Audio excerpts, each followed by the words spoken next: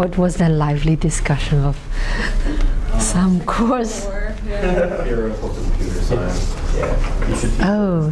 You would be a much better teacher. She would be so good. Theoretical computer science? Yes. Oh. Well,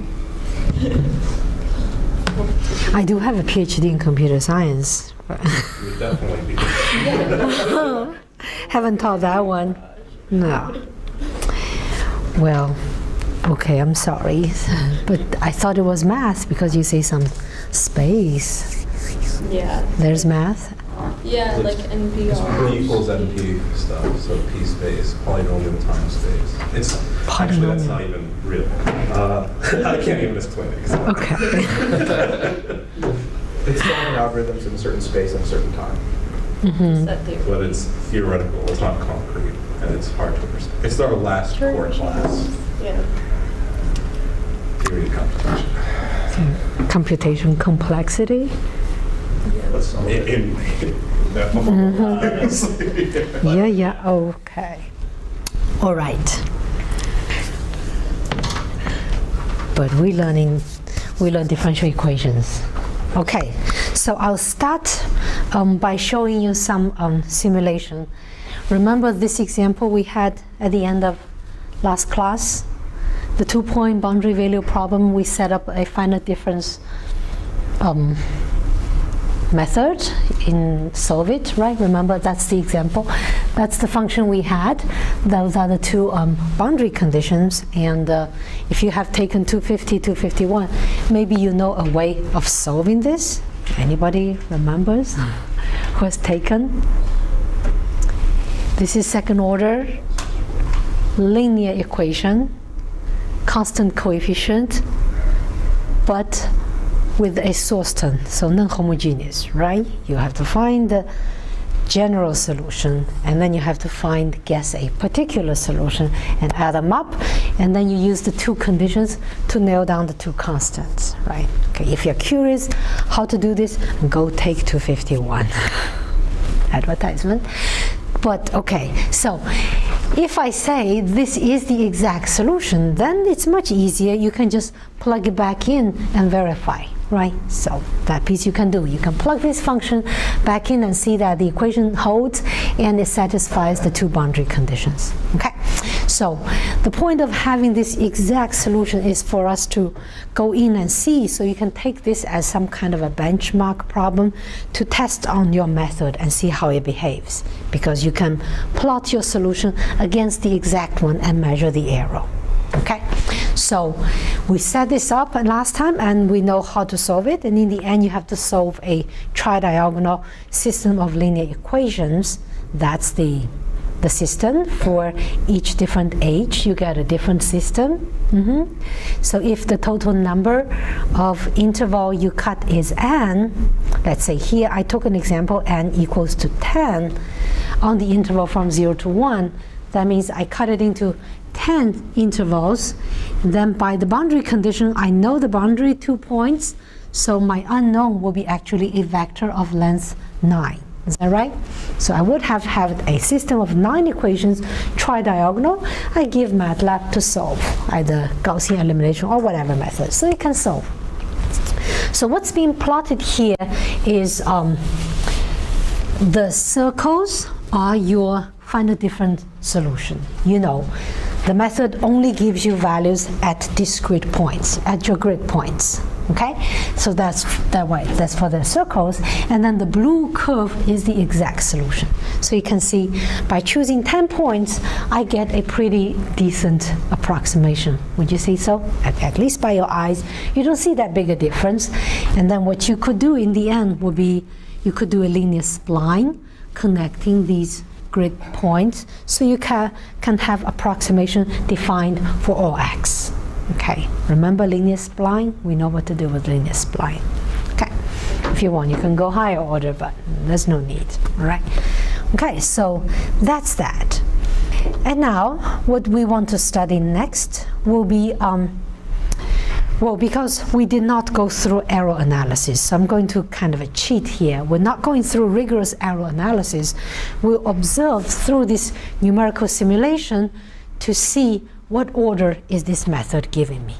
Okay, so what I will be doing will be, I will run through this with a sequence of choices of different grid size. So first I will choose n equals to 5, which means h is 0.2. Is that right? 1 over 5. And then I half h, which means I double n.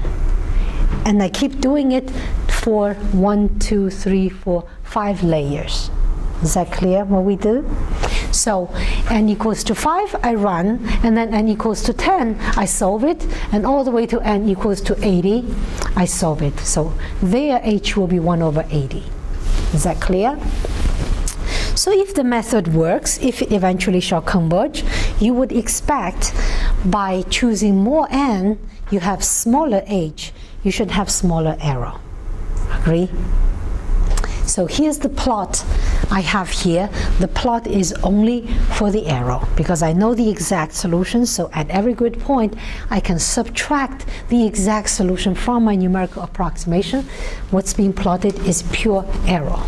Okay? So with 5 points, you see here, here, here are my point value. I just did a linear spline connecting them. That's the error. Is the largest one is about 0.01. Then I half my grid size. I take 10 intervals, and this arrow becomes this green curve because I connect all the points. Okay, and you see the arrow is very much decreased here. Do you see? And then from n equals to 10 to n equals to 20, I half it again, the arrow decreases this much, and then I half the grid size and the arrow reduced to here, and I half it again, the arrow reduces to this kind of a purple line, which is really close to the x-axis in this plot. Okay, you can zoom in and see exactly how far away it is from 0. Is that okay? So it seems like the method is doing a nice job. As I put in more points, I get smaller and smaller error. So keep in your mind, once you put in more points, then the system of linear equations becomes bigger, isn't it? If n equals to 80, in the end you have to solve A times x equal to B, where this A matrix is 79 times 79. It gets big, even though it's tridiagonal. It still gets big. It takes longer time to solve, but you get a better result. Okay. So can we use this sequence of arrow data, knowing which h generated this arrow, to get a feeling of what is the order of this method, just for this numerical example? So what I do is that I took the maximum L infinity norm of all my arrow.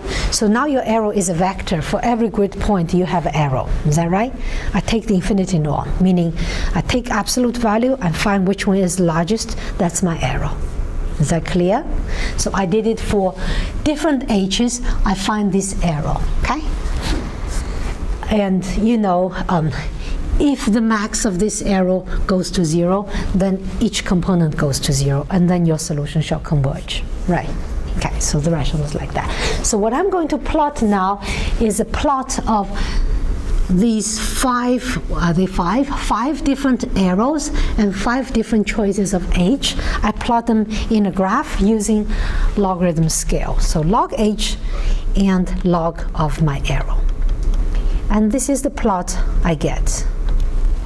Okay, so the x-axis is my log h. I have 5 different h choices, and this is log of e, the corresponding 5 points. And I noticed that these 5 points line perfectly on a straight line. So, because this is logarithm scale, so you see, as h decreases, my arrow decreases. Is that clear? That's indicating. And I did not plot this in a equal length. You can see, say, when h dropped from -3 to -4 in logarithm scale, -3 to 4, the arrow here dropped approximately from -7 to -9. So the slope is about equals to 2. Agree? It's a straight line with slope equals to 2. So, what does that tell you about the order of the method? How can you conclude? It must be second order. Why? Would you like to explain? Lose the 2. So when you, if you decrease the size of h by 2, then you're going to get a decreasing error by 4. So it must be a degree to Why must it be? some experience. That's what it usually is. Okay, Logarithm laws to the log. Okay, that. so, so if you know it's of certain order, let's see how does it tell me about the order of your method, order of this simulation of this method. If I say my order equals to m, what does it mean? E is proportional to h to the m. E approximately equal to some constant times h to the power m. Is that right? Less than equal to is about equal to. Let's just take equal to. It's just formal analysis. It's not rigorous. So if I take log on both sides, what do I get? You can take the log, natural log or log, anything's the same. This becomes log of c. It breaks into plus, m goes to the front, log of h. Is that right? And what I plotted here, this is my x-axis, right? And what I plotted here, this is my y. Is that right? And let's call this a number c bar. So y equals to c bar plus m times x. Should the graph for this function be a straight line? What is the slope for this straight line? Is that right? 2. Agree? So this will be the slope in that plot. So that's how you can numerically verify the order of the method. Is that okay? Right, so that's that. Now I'm going to turn it off because it bothers me. All right, so that's all I wanted to show you, and I wanted to let you be aware of this little trick. It's just a little trick, nothing deep, but it's very useful, right? Okay. All right, that's all I'm going to say on those ODEs, and today we move on to PDEs. So this is chapter 10.2. So what we will be talking about is probably the most important PDE, the famous Laplace equation, and we will study it in two-space dimension. Okay, we'll set up finite difference method for it. Okay, so any of us physics major? Have we heard of Laplace equation? Physics major? Non-physics major? Anyone heard of Laplace equation? Yes. It's everywhere, isn't it? Okay, good. So we know why we need to study it. You don't need me to motivate you. So when my younger daughter was in kindergarten, once they had this art project that you have a metal wire, you can make it into certain shape, and then you pass a kind of a stocking elastic thing over it to fix the edge along this metal thing, and then the stocking takes a certain shape. I was telling her that's the solution of a Laplace equation. You just visualized it. Okay, so it is so important that it's almost everywhere. Okay, so we would not derive the equation, that belongs to a different course. In 250 they probably derive it. Okay, so we're going to consider this equation and see how we can solve it. Okay, so consider the Laplace equation. So let's say my unknown, let's set up my unknown. My unknown is u. Depending on x and y, I'm in two-dimensional space, okay? And then I consider my domain, let's call it omega. The domain, let's simplify the domain to be just the unit square Okay? The domain actually has a lot to say about your equation. If the domain is not nice, this is a big problem. Okay, so what is your PDE? Partial differential equation takes the following form. U twice derivative in x plus u twice derivative in y equals to 0. Are we okay with this notation? Twice differentiated in x, twice differentiated in y. Are we okay? It's just the second derivative. It's okay? So this is inside the domain in omega. And then it comes with boundary conditions. Okay, so let me draw this omega. I have the shadow of it from last class because I'll go back to it and do a lot of stuff to it. So this is x and this is y, and let's say that's 1 and that's 1. I can just draw on the shadow. Okay, so that's my omega. That's my where I have my equation. And then I have boundary conditions. So we'll be only talking about the Dirichlet boundary condition. That is, the unknown, the value of my unknown is already fixed on the boundary. Okay? I'm going to take it easy and put 3 sides to be 0 and put some value on one side. You can put all 4 different functions on 4 sides, but let's don't do that. Let's say it's 0 on this boundary, and it's 0 on this boundary, and it's 0 on this boundary. But then on this boundary, it takes some value. Let's say there is a function g of x that the boundary takes that value. Is that clear? Let's write it out. So what is the left boundary? The left is where x equals to 0 and y can take different values, right? So that's 0.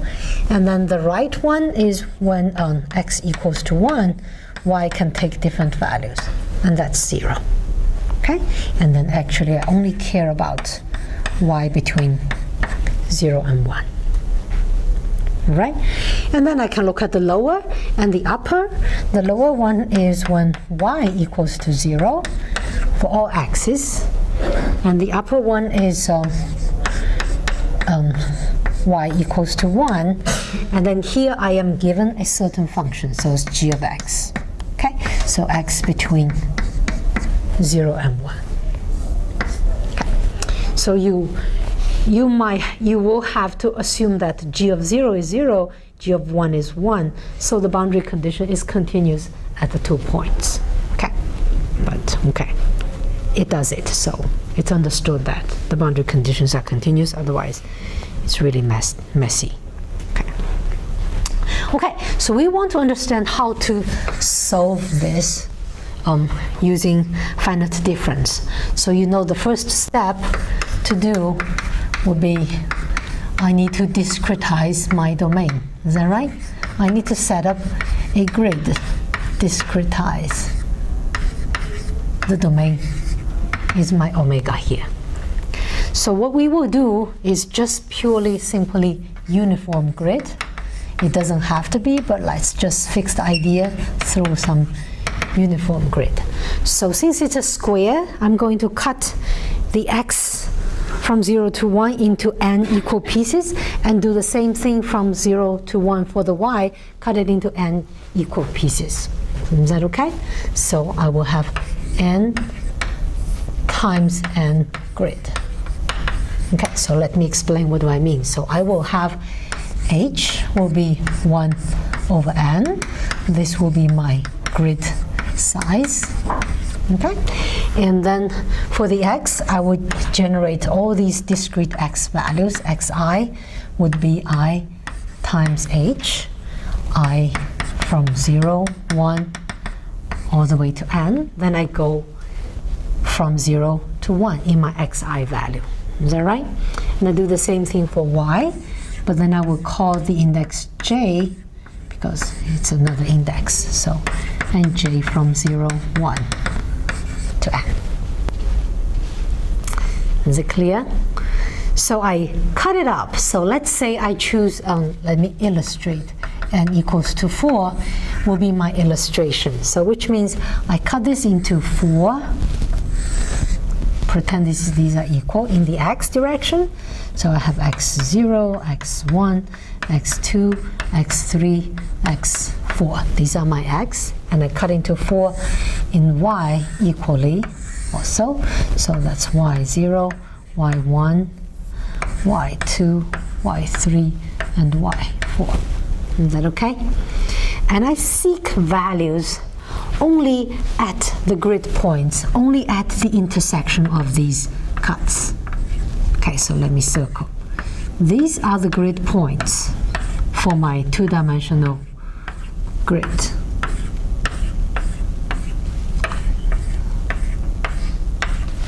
Okay? So, what I do, what is my goal? I seek approximate solution. I call it U, I, J at the grid point ij should be an approximation to your exact solution at u, xi, y, j. Is that clear? So this point will be 1, 1. That will be my u11, right? And this would be my u12, u13. That's my u21, u22, u23, so on and so forth. I need a double index for these u's. Is that okay? So I'll be only finding approximate solution on these grid points, not in between, okay? Because it's a discrete problem now. Okay, so what we have to do now will be setting up some finite difference. So finite difference for the derivatives. So I have two partial derivatives, uxx and uyy. And let's see how can I approximate uxx at a grid point xi, yj. How would I set up a finite difference? So are we familiar with partial derivatives? We okay? So if I take partial derivatives in x, what do I do with y? Treat it as a constant. You treat it as constant. So you can just think the yj is a constant, and I'm just differentiating in x. Is that right? So what values would you need? You could think now, this is my uij. Now j is fixed. J indicates different y's. I want to differentiate in this direction. I want to find a difference. If I do the central one, I know I need the value on the left and the value on the right, right? So I'll need this value, ui minus 1j, and I'll need this value, ui plus 1j. Is that clear? And j is just a constant here. And I write out the final difference, okay? Is that okay? I'm going to write out. So u at the left minus 2 times u at the center plus u at the right divided by the grid size square, which is h square. Are we okay? Okay. So once you get a hold on this setting up, it's actually very simple. But setting it up for the first time, probably it takes a little time for these ideas to settle. Okay, it's not hard. Okay, okay. So now I want to do also uyy at xi, yj. How do I approximate it? So what would I do? Which index should I fix and let the other one vary? You would switch, wouldn't it? You would fix the i's. So it will be differentiating in this vertical direction. You will have u, I, j, but you fix the I, and then this is j1 less, and this is j1 more. Is that right? You need these three values and throw in the final difference. Is that clear? I'm just going to write it out. So ui, j minus 1 minus 2, u, I, j plus ui, j plus 1. Over h square. That's all. So what do I do next? I plug those two back into the Laplace equation and write out my discrete equations, right? So let's do that. So plug in into Laplace equation. Okay, so you evaluate at this point xi, y, j.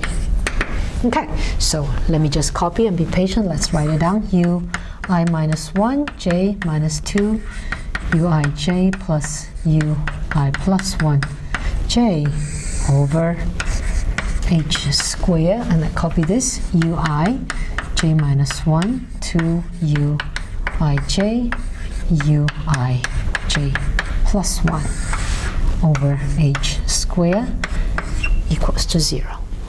That's all. And we see h square, probably I can multiply on both sides and I can get rid of it. Is it? And then I see this term and this term, that's the same point. I can combine it and get a -4.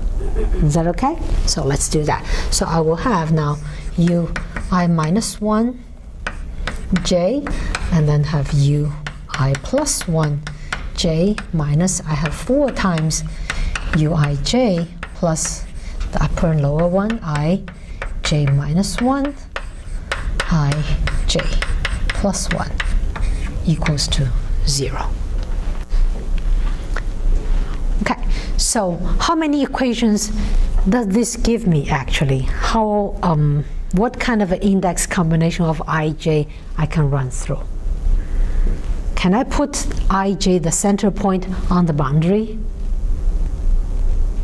Because it will require information outside, right? You need 1 point on the left, 1 point on the right, 1 point above, 1 point below. And you can't go on the boundary because you don't have information beyond. So these ij's will have to be the inner points. Is that clear? So this equation holds for I from 1 to n minus 1 and j from 1 to n minus 1. Okay, this is equation star. So how many equations actually do I have in the end? Is n minus 1 times n minus 1 equations. Is that right? Does it match the number of unknowns here? Okay. So let's check. What will be the number of unknowns? Well, all the u's at the grid points, is that right? But I have this boundary condition which is given. So the u's along the boundary, they are actually given. They are not unknowns, right? So all I need is to find the u's in the inner grid points, okay? So the unknowns are the uij at inner grid, okay, not on the boundary. Okay, so then it's clear the number of unknowns is n minus 1 times n minus 1. Okay, so they exactly match each other. Okay, so let's look at boundary conditions. How do I put in these boundary conditions? So I know, okay, right now what I set up is all these 3 sides, they are 0, and there's something happening on here. I don't have to just put that. I could put a function everywhere, but okay. So all the values here are 0. What does it say to my discrete data for u? If it's on the left, when x equals to 0, what does it say to my index, I or j? One of them is fixed, is it? Is I fixed or j fixed? On the left. I has to be fixed, I equals to 0. So u0 for all j is 0. Is that right? And then the one on the right, when x equals to 1, what is fixed is still the I, isn't it? I has to be n, isn't that right? J. Okay, and these hold for j between 0 and n. Is that right? And then what about the lower and the upper boundary? So for the lower boundary, which index is fixed? The lower is when y equals to 0. Is that right? So the j's are 0. Is that right? And this holds for all I. Okay? And what about the upper one? I changes, but the y will take the value n, and then I know that this is a prescribed function g evaluated at any xi that shall occur. Is that okay? So 0 less than I less than n. So all these are given. Are we okay? All right. So, okay, so now we're going to set up my equations. So you know, in the end, you have all these inner points where you have to find the solution. Okay, and you need to write out all these equations, and you know, in the end, this becomes a huge system of linear equations, and you have to write it in a certain way. Okay, so before I go into that, I want to introduce you to something called computational stencil. Okay, I'm going to draw this computational stencil. So, look at equation star. In each equation, for a fixed I and j, it involves only 5 grid points. Is that right? So what are these 5 grid points? Because no other point is involved here. This is kind of a locally coupling. You are only affected by your next door neighbor directly, even though in a bigger picture everybody's connected, but all you see is the neighboring one is affecting you in this equation, right? So this is like the center, and it has 4 neighbors all around it. Is that right? One on the left, one on the right, one above, and one below, right? The center one gets a weight of -4 on it, and all the neighboring ones, they get a weight of 1 on it, the coefficient. So the computational stencil is a cartoon strip drawing to illustrate this kind of a local coupling property. So this will be my computational stencil. That's the one in the middle, ij. This is I minus 1j, I plus 1j, I j minus 1, I j plus 1. Is that clear? That gives you one equation. Okay, so the middle one carries a weight -4. It shall be multiplied by -4, and all the neighboring ones will be multiplied by 1. So I can do the following. I can pretend that I made kind of a rubber stamp of this computational stencil, where the length of each is exactly h. So I can take this rubber stamp and come to my grid and place it at different points of x and y and see the neighboring ones that are appearing in the same equation, or the 5 in the same equation, which 5s go into the same equation. Is that clear? This actually will be what you will be using, okay? So you'll see it very soon. Okay, and now comes the next question. So I need to form an unknown vector.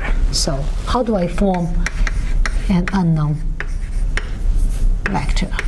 Because I want to write it as matrix vector form. So you know, in this example, for example, let's take an example now. Example. For the below, the discussion will be n equals to 4 as this drawing is being illustrated, okay? And you'll see the pattern in the end, and can be any number you can handle. But let's say n equals to 4. So I will have 9 unknowns. All these inner grids will be my unknown, my value on it. So you will have an unknown vector which has length 9, right? How do you place these unknowns? You have to have a systematic way that goes through all these 9 points and line up your unknowns. So you can do, say, for example, this is 1, This is 2, 3, 4, 5, 6, 7, 8, 9. Is it possible? Well, or you can say 1, 2, 3, 4, 5, 6, 7, 8, 9. There are many ways of doing it. Or if you want to fancy 1, 2, 3, 4, 5, 6, 7, 8, 9. But probably not so smart if you do that. Randomly doing it, definitely not a good idea. You need to have a systematic way. Okay. So this brings the topic of ordering. How do you order all those points? Okay. So there is a one way called natural ordering. You can go through two sweeps. You just fix, let's say, sweep through X first. Okay, that is, in the index, I will go through on index I first. Okay, then you complete all the X, and then you increase the Y value, and you go to the next line. Okay, so the second sweep that's outside will be sweeping. Then I sweep through Y. Okay, that is, I sweep through index J. Okay, so for this example, if we follow this ordering, then I would have, let's denote the unknown vector. So let my unknown vector be, so the unknown is V, right? Let's call it V. So I will have 9 elements in my vector, V1, V2, all the way to V9. I want to denote the corresponding U values to them, U with a double index, and now I have only a single index, right? I have to go through. So following the natural sweeping, you know, you will have this as your V1, and that's V2, and that's V3, the unknown here, and that's V4, V5, and V6, and V7, V8, and V9. Is that clear? We can go through Y first and then go through X. It will be the same thing in the end. Okay, so which means V11 now will be my U11. Is that right? And V2 would be my U21. Is that right? I go through X first, and then I have U31. Then I'm finished. I go to the next U12, U22, U23, and then U32, sorry. U13, U23, U33.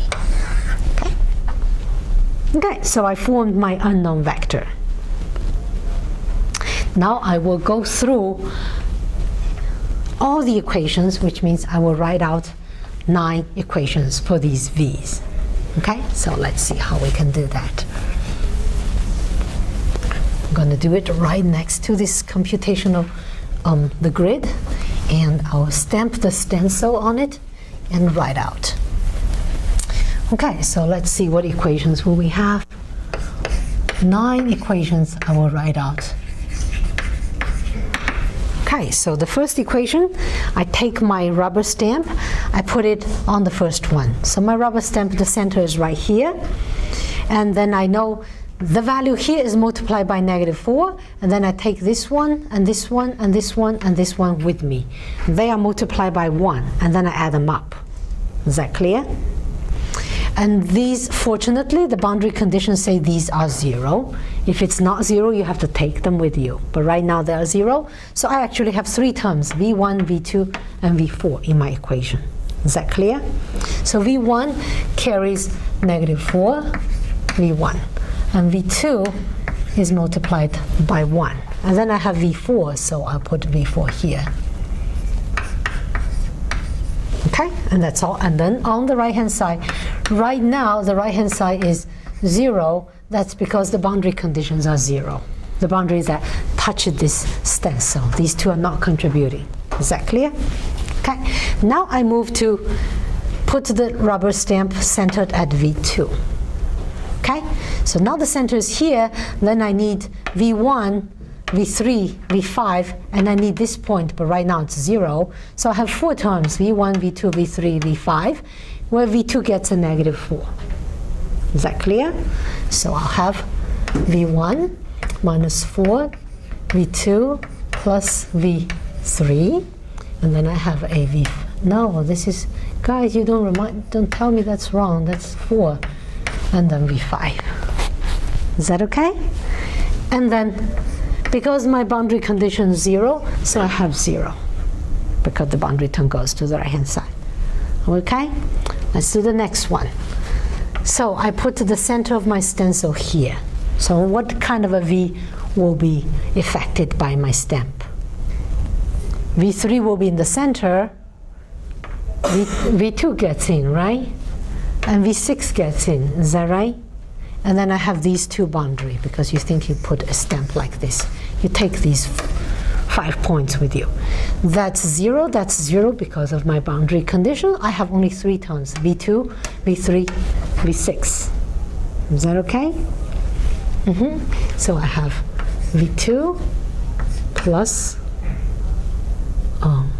V3 is negative 4. V3 is in the middle here, right? And then I have V6, and that gives me 0. So that's one sweep through all the x index. So let me kind of separate it. And now we go to a new j. Go one level higher. Now let's sweep through here, starting from this point as the center. So if I put my rubber stamp right here as V4 in the center, what do I get in the equation? What other v's will be affected? V4 is the center. I get a V1, V5, and V7. Is that right? And I get this boundary, which is 0 right now. Okay? So are we okay? May I just write this out? So I have V1, and then I have negative 4 V4, and I have a V5. Is that right? And then I pick up a V7, and it's 0. That's the boundary condition there. Okay? You see, I painstakingly arrange them in a particular way. It makes the next step easier. Okay, now put your stencil to the next one. Then you have something like this. Then you see you touch all the inner points. V2, V4, V6, V8, and V5 in the middle. So let's put it up. So I get V2, and then I get a V4 minus 4 V5 plus V6, and then I have a V8 equals to 0. Okay? Next one, put it on V6 as the center. What do I get? 3, 5, 9. Okay, so I have a V3, and I have a V5, and I have V6, which is the center, and I have a V9, and then the boundary point I touched is 0, so it's 0. Okay, so I finished this second sweep. I separate it. Let's go to the last one. That means going through these 3 points. Are we okay? Can we be a bit faster? We understand the procedure? Okay, so you put at V7, you touch V4 and V8, and then you have to take these 2 boundary conditions with you. Is that right? Here it's 0, but here the boundary condition is not 0.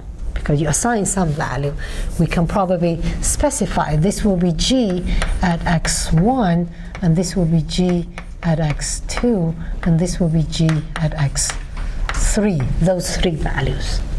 Is that clear? Okay, so at V7 I get a V4, so I will get a V4, and then I get a V7, which is negative 4 V7, that's the center, and then I have a V8 equals 2. So that boundary condition moving to the right hand side changes sign, so it's g at x1. We okay?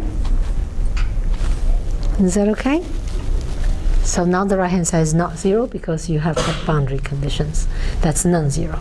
Now move to V8. I have this stencil. I get all these points, so 5, 7, 8, 9.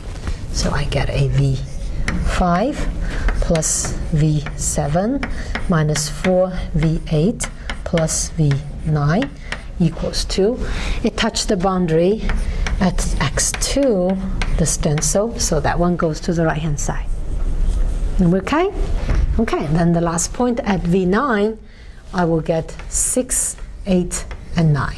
Okay, so I get a V6 plus V8 minus 4 V9 equals to the right-hand side, negative Gx3. The 9 equations, we wrote them out. Is that okay? Okay, so I'm going to block this again because I know V1, V2, V3 is from one sweep. So let's block them vertically as well because we know those three kind of belong together, and then block it. Okay, so in matrix vector form,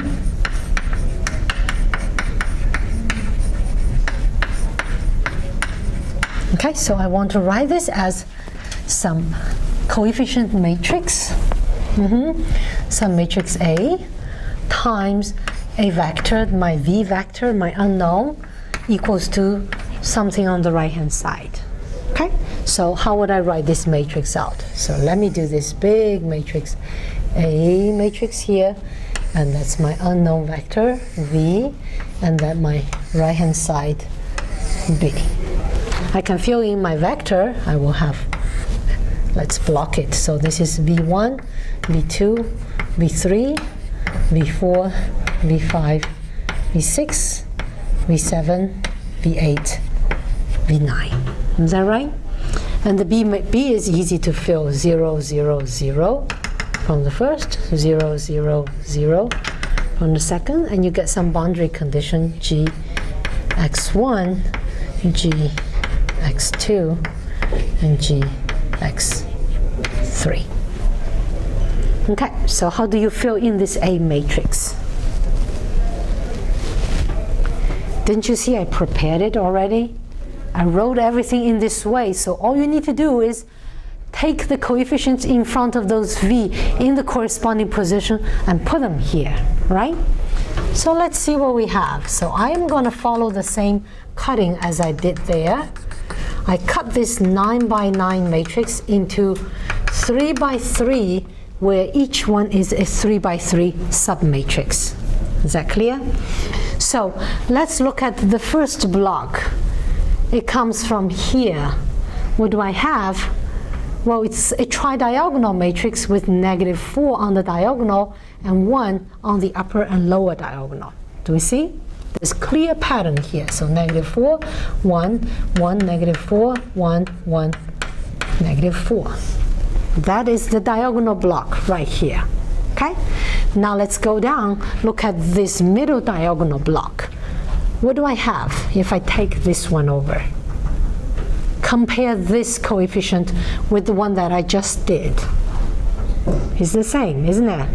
So much structure in it. -4, 1, 1, -4, 1, 1, -4. What do you think this diagonal block will be? The same. See? Okay. What about this upper little kind of a block diagonal? What do you have it here? 1, 1, 1. So it's an identity matrix, isn't it? So 1, 1, 1. What about this upper block? The same, 1, 1, 1. What about this lower block? All identity. And this one, the same, 1, 1, 1. So you see the structure of this A matrix? It takes this form 9 times 9, which is 3 square times 3 square. Then you can cut it into block structure. So looking at the block structure, it's a tridiagonal block structure, isn't it? So right now n equals to 4, so each one is 3 by 3. If n shall equal to 10, each little one will be 9 times 9. It keeps the same structure. Is that clear? Right, so block structure. of A. Okay, so all discretization of ODEs, PDEs, in the end up into this huge system of linear equation to solve. That's why AX equal to B is so important. So if I write now for general N, okay, so your D matrix that denotes the diagonal would be a matrix of size n minus 1 times n minus 1. That's the diagonal one, but it's tridiagonal. So it has -4 on the upper diagonal, 1 on the lower one, and 1 on the upper one. Size n minus 1 times n minus 1.